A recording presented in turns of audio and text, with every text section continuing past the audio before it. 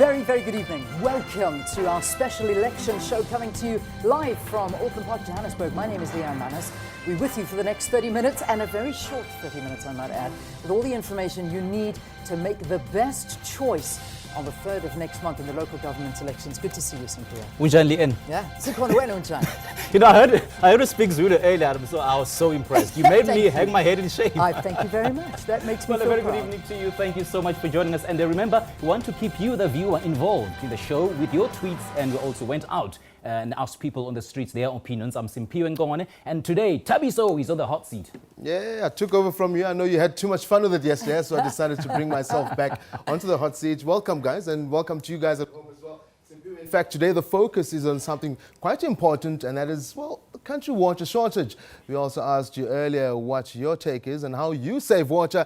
You can still tweet us, hashtag SABC elections, and tell us on whether you save water and how you actually do it as well. I could tell you a couple of secrets I have, but apparently they're not for public consumption as yet. I'll hand you over to Leanne and Simpio on the main desk.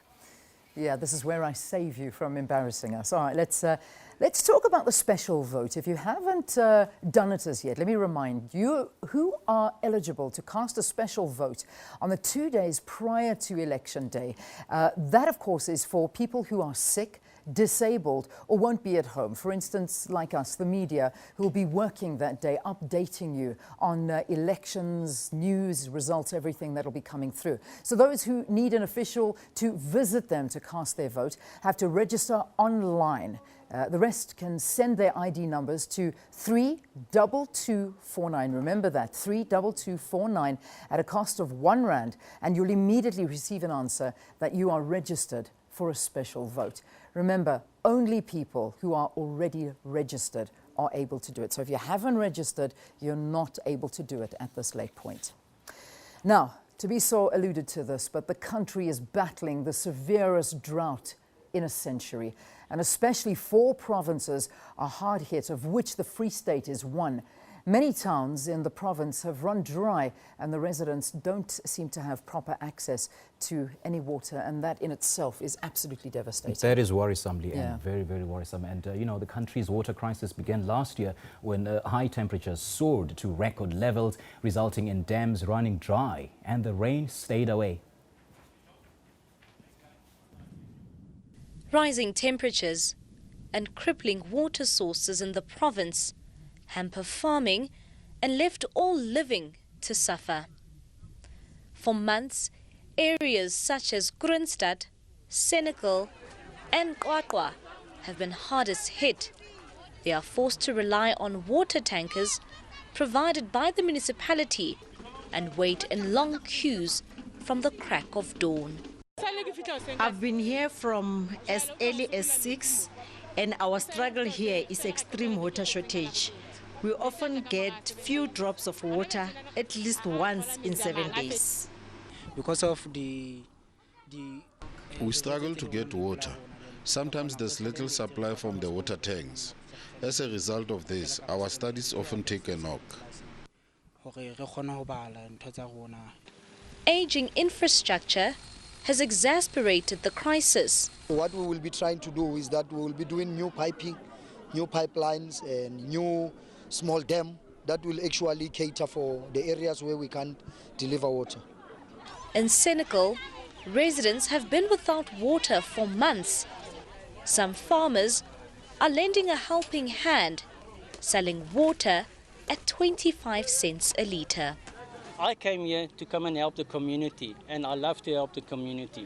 So that is my willing and my ability to help the people around here. The municipality later resorted to water rationing 3 hours per day. People can no longer bathe the way they would have used to bath in the past.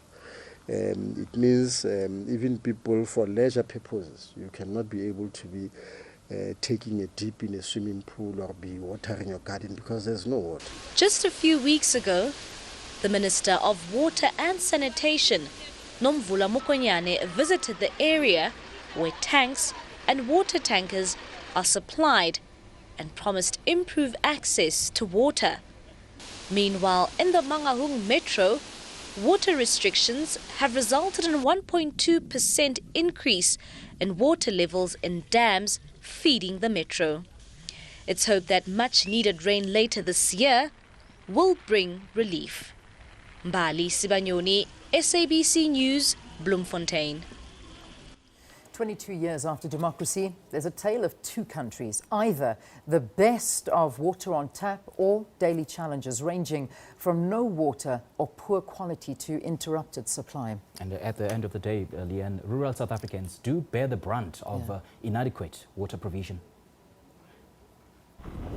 This is Marapong village, situated within the Motsi district, just 170 kilometers northeast of Johannesburg. Here, a water struggle has been playing out for more than a decade. Constitutional and legislative safeguards mean little to these residents. Their water woes started when they moved from Mpumalanga to Limpopo. The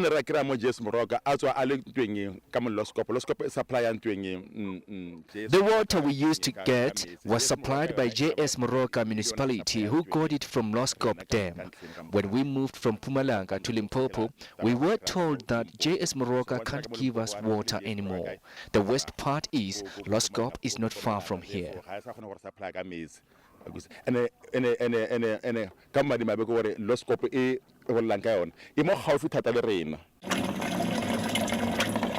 This borehole, installed by a local doctor, is the only source of water for more than 800 households. 3 other municipal boreholes are in a state of disrepair.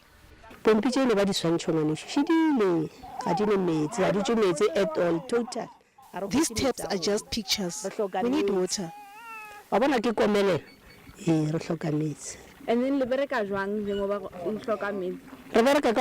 we come here for water, and if I don't get it here, we can't do anything. But a drive through Marapong reveals still intact infrastructure. A few years ago, villagers had water in their yards piped from the nearby Loskop Dam.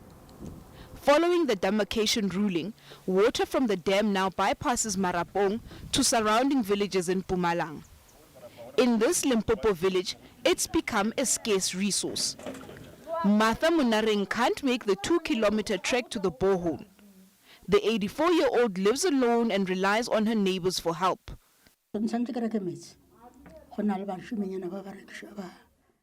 I have to buy water from the boys here. You cannot do anything without water. The municipality only give you water if you have a function. Otherwise, you have to see for yourself.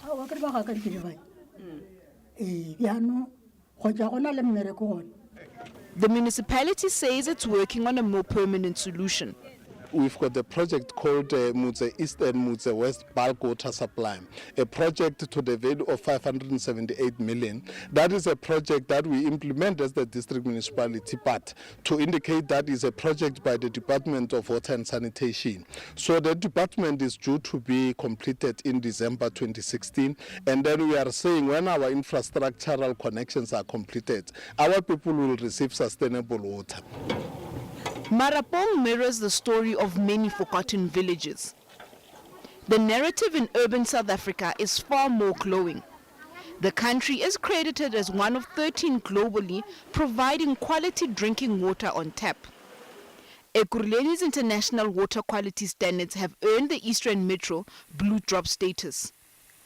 Providing water to rural communities is not the only problem. South Africa is considered a water-scarce country, ranking as one of the 30 driest in the world. Exacerbated by climate change and global warming, we can ill afford wastage. But as much as 36% of drinkable water is lost as a result of leakages, costing about 7 billion rands annually. Aging infrastructure and household leaks are to blame. The Department of Water and Sanitation has allocated 5 billion rands to the leakage war chest, a precious commodity from sprawling metros to rural villages. But here, every drop counts. Mahlako Komane, SABC News, Johannesburg. Thank indeed, Mahlako. Now, before we take a quick break, reminder to you, the question I asked you on Twitter today, how do you save water? Of course, many ways to do that. In fact, I was guilty of just one yesterday. I can't say it because I feel so bad right now. But you can, well, brush your teeth, shaving. There's many ways to save it. Take 5-minute showers is one of the billboards I've seen on the streets. But to take a quick break, when you return, I'll go straight to Durban where we have our first interview for the evening. Lennox Mabaso standing by to have a chat with us. You're watching SABC News Channel. Stay with us.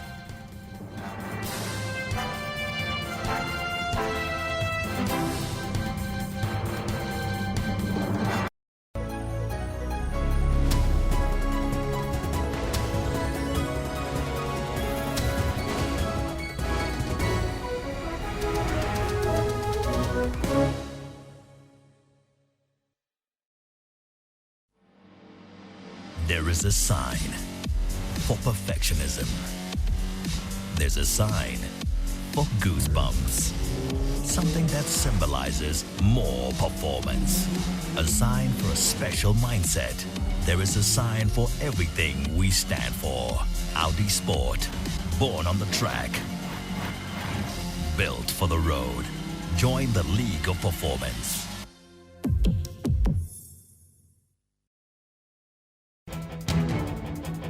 Usisiwe Jamsana, SABC News, Alice. Mzwande Lembe, SABC News, Doha, Qatar.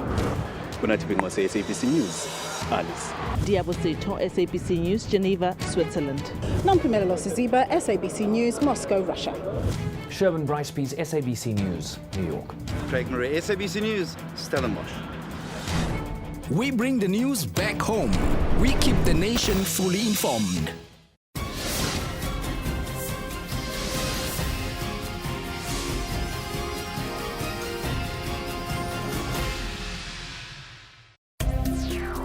The lives of ordinary people in Solplaiki, Kimberley has not changed. It's only now that it's election time.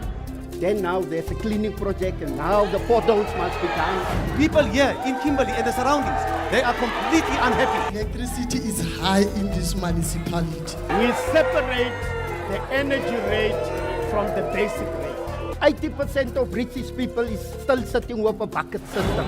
Even the ANC people who are sitting here today, they are suffering. There is no doubt that everybody should be voting for the African National Congress. In the DA, we don't talk, we walk our talk. Very important point. We will contest the ANC taking part in these elections in Solplaiki.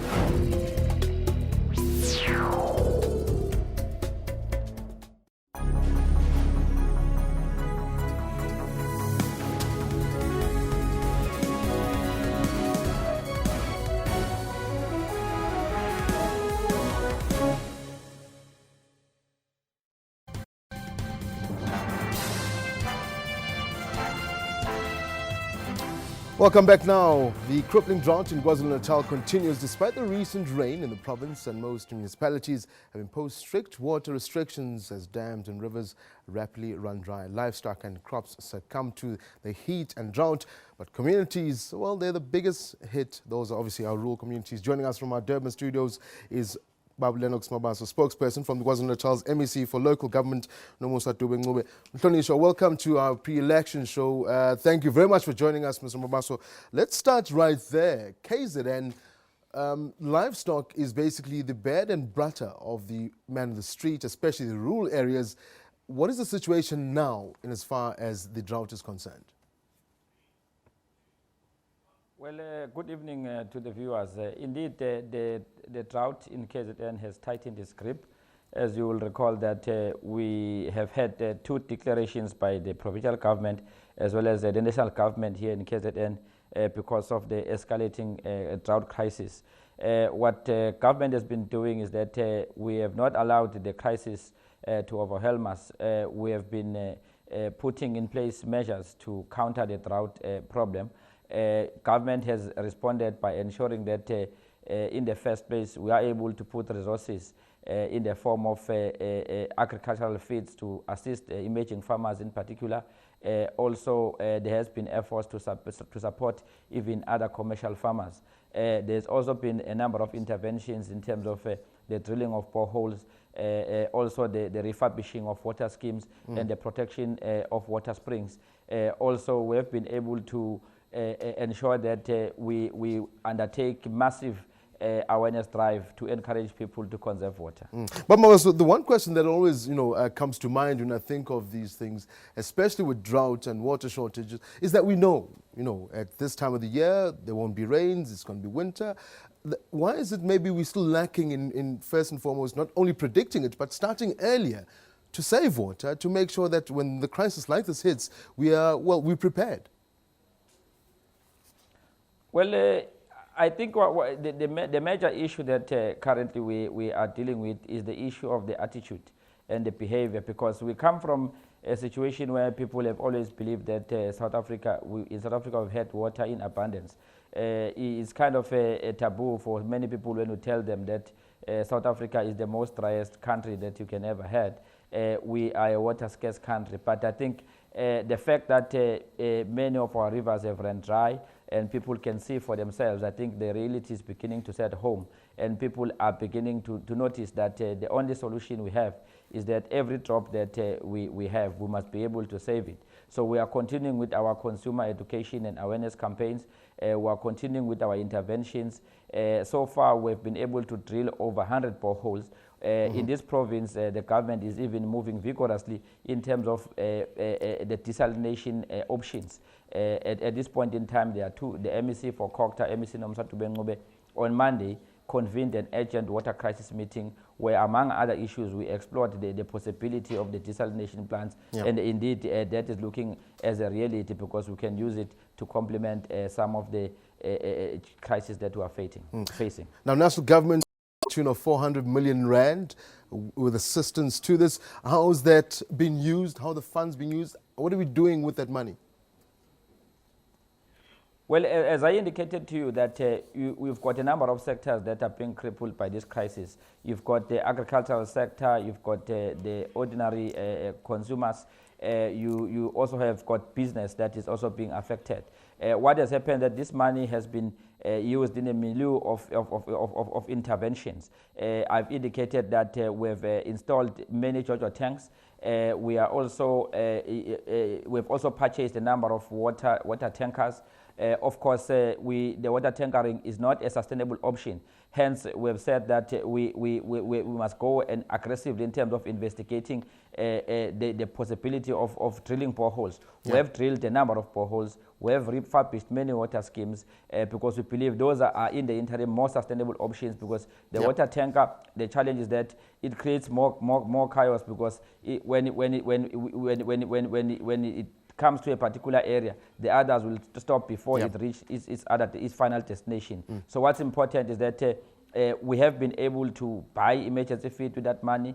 In excess, I think so far we have spent in excess of close to $1 billion in terms of dealing with this drought situation. But we know that we are still far away from receiving adequate rainfalls, and our predictions are that we are likely to get more rainfalls by October. So we still encourage people to save the little drop that they have, because the number of measures are still in place. The water restrictions, the water rationing processes, they are still in place, because most of our dams are sitting at below 40%. Others have gone completely dry. So the only solution is for people to conserve water and make sure that we save the little that we have. So the spokesperson for KwaZulu-Natal MEC, in fact, Natal's MEC for local government, is joining us from our Durban studios. Thank you indeed. That is from the office of Nomsatu Bengobe. Ladies and gentlemen, have you heard? 40% some of the dams in KZN, it's still quite a shocker when you think of it, that the drought situation is still there with us. But you know, if that interview in the previous package will not change people's perceptions and attitudes towards saving water, then nothing else will. In fact, we do. I think we do have reaction from us. We got lots of reaction, and I mean, this is it's a disturbing reaction that's come through, and this is from somebody called Philip Poku, who is from Imalahleni, and saying it. I have been reporting water leaks now for the past 2 months. Until today, no one cares to actually come and repair the leak. Now, I mean, you know, when you're hearing stories, as we're reporting on this evening. See, I always get confused with my times. You know, never mind. Never mind. Thank you. But I mean, the reality is that that's unacceptable at a time like this. Some tips, festive writing to us, and how to get hold of us is please use hashtag SABC elections. You can save water by bathing once a day and use a glass of water to brush your teeth. Hopefully not the same. Most men will agree with that. Once a day. Hopefully not the same bath water. Once a day is good. Once a day is good. Yeah, is it good enough? Yeah. No, I don't think it is. But then, hey, we'll take a short break. Stay with us. You're watching the pre-election program right here, brought to you by SABC News.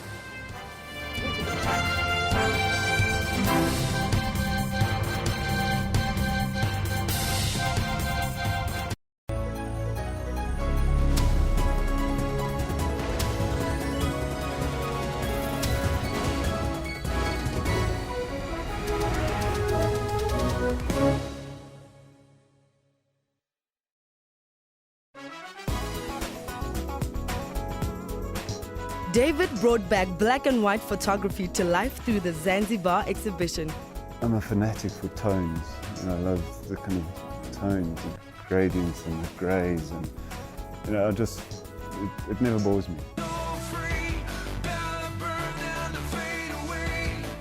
We're representing South Africa. I mean, we're flying the flag there, so it's a beautiful thing for us.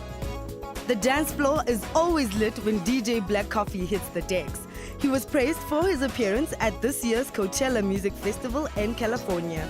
And he recently bagged the International Achievement Award at the 2016 Summers. Catch trends for that 1-hour weekly dose of arts and entertainment news every Saturday from 12 to 1.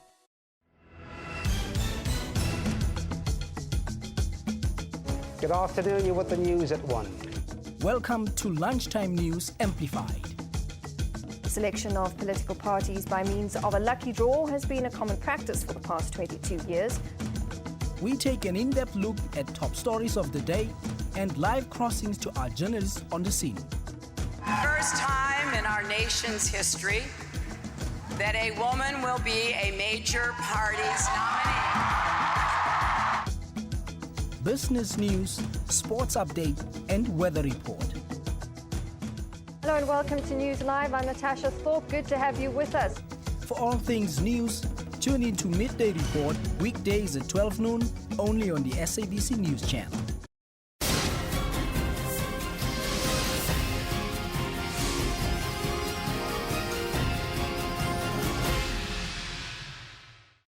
Another person has been shot dead and another is in a critical condition in hospital. The CRL has laid charges against controversial televangelist Paseka Mutsoning. More than 1.3 million South Africans have been added in the past 2 registration weekends.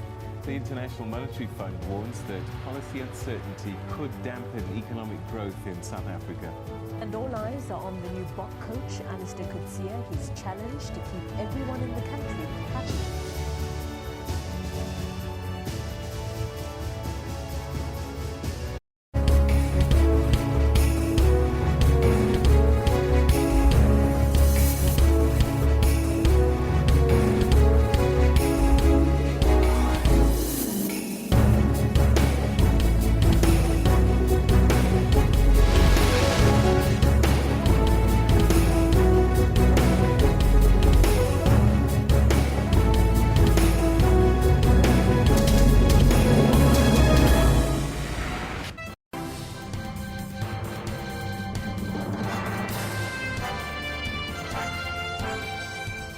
Welcome back. In our permanent slot, where small parties get to have their say, we have today an independent candidate who is contesting at Ward 17 in Eerste River in the city of Cape Town, Suzette Jansen.